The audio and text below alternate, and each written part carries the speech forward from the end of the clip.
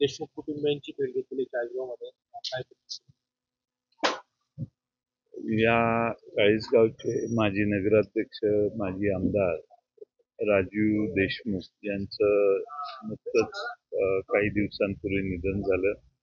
आमच्या पक्षाचे ते आधारस्तंभ होते या जिल्ह्यात. पवार साहेबांच्यावर प्रचंड निष्ठा ठेवून त्यांनी काम केलं. त्यांच्या वडिलांच्या वेळेपासून पवार साहेबांचे आणि त्या घराचे संबंध आहेत. आज अचानकपणाने ते हृदयविकाराच्या मुळे त्यांचं निधन झालं. आमच्या पक्षाची तर फार मोठी हानी झाली, परंतु चाळीसगाव आणि संपूर्ण या मतदारसंघाची, तालुक्याची प्रचंड हानी झाली. एक उमदा सर्वांना बरोबर घेऊन जाणारा नेता आमच्यातून गेला आणि चाळीसगावला नेहमीच प्रगतीच्या वाटेने नेणारे राजूदादा आज नाहीत. हे चाळीसगावकरांना देखील सहन होईल असं मला वाटत नाही. अशी आजची मानसिकता या शहरात सगळ्यांची आहे. आता एकीकडे फलटणमध्ये देखील अतिशय दुर्दैवी घटना घडलेली आहे. एका तरुण डॉक्टरने त्या ठिकाणी काही अधिकाऱ्यांचं हातावर नाव लिहून आत्महत्या केलेली आहे. कसं वाटतं त्या विषयावर? नाही, हातावर लिहून आत्महत्या केली हे थोडंसं आश्चर्य आहे. असं म्हणतात की त्यांचं हँडरायटिंग नाही, दुसऱ्या कुणाच तरी हँडरायटिंग आहे. आणि एवढी सुशिक्षित महिला अचानक रात्री हॉटेलमध्ये एकटी जाणं आणि दुसऱ्या दिवशी तिचा मृत्यू झाला हे निदर्शनाला येणं, हे जरा आश्चर्यकारक आहे. आत्महत्या घरी बसूनही माणूस करू शकतो.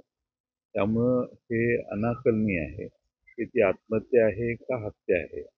आणि पोलिसांनी प्रामाणिकपणाने जर तपास केला तर मला वाटतं नक्की आणखीन काही माहिती उजेडात येईल. परंतु सर, एकीकडे आपण बघतो की कायदा सुव्यवस्थेची जबाबदारी पोलिसांना असते आणि त्या प्रकरणामध्ये पोलिसांचंच नाव समोर येते. कुठेतरी आपल्या राज्याची कायदा सुव्यवस्थेला त्या ठिकाणी गालबोट लागला जातो.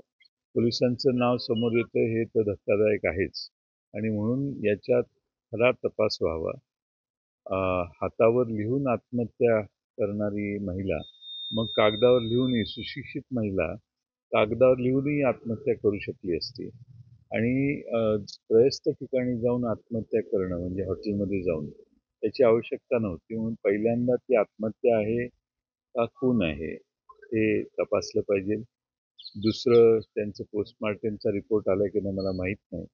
आणि त्यांच्या हातावरची हस्तलिखित जे आहे ते त्यांचं स्वतःचं हँडरायटिंग आहे का दुसऱ्या कुणाचं आहे त्याची देखील चौकशी झाली या पाहिजे. प्रकरणात निंबाळकरांचं देखील नाव समोर येतं. मात्र काल फडणवीसांनी फलटणमधूनच त्या ठिकाणी निंबाळकरांना क्लीन चिट दिलेली आहे. विरोधकांकडून मुद्दा म्हणून नाव बोलले जाते असं फडणवीसांनी म्हटलं.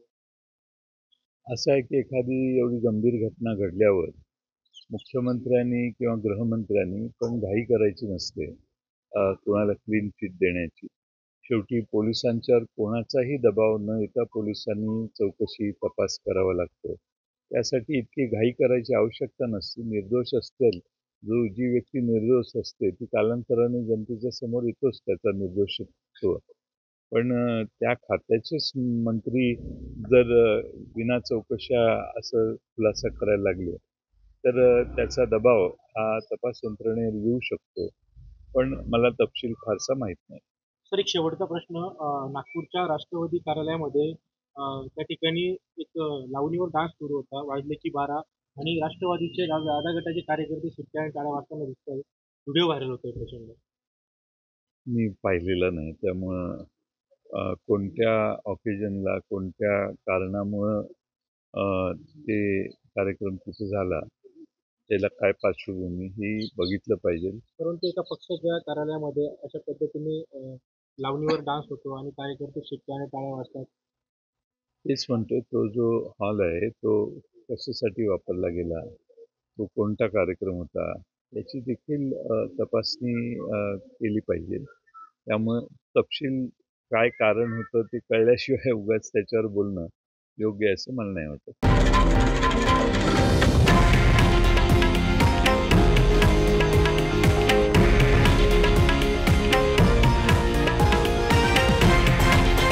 हे आहे देशातील नंबर 1 न्यूज नेटवर्क आणि आपण पाहत आहात TV9 मराठी, एकमेव